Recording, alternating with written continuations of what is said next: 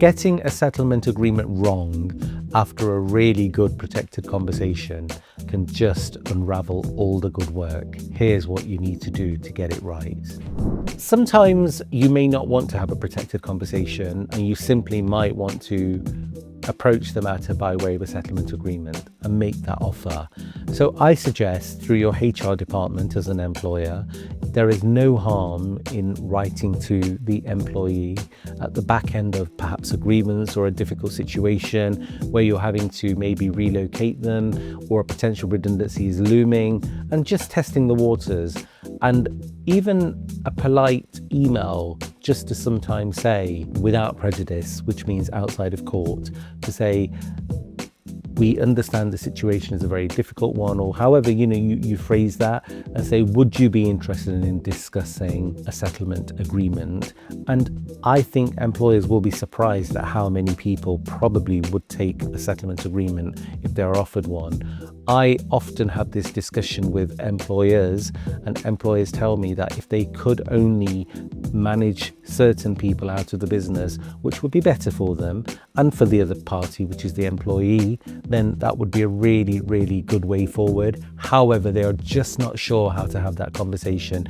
And obviously, if you're dealing with issues where certain sensitivities apply, such as mental health issues or disabilities or discrimination matters, it can become a very difficult conversation. Therefore, there is no harm in doing this in a very polite manner through HR.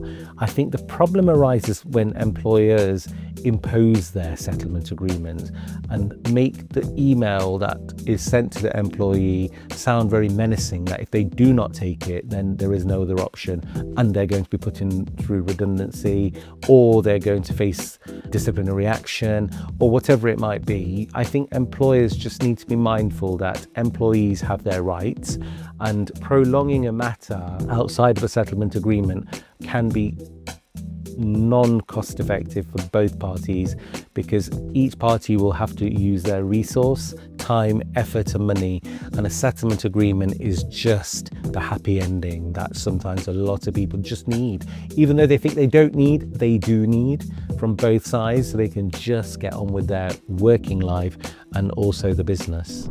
If a settlement agreement has become a point of discussion for you, and if you are an employee or an employer, please come and talk to me in the free 15-minute sessions. You can self-book these on my website, www.thedirectaccessbarrister.com. I am Haresh Sood, and this is Pancho.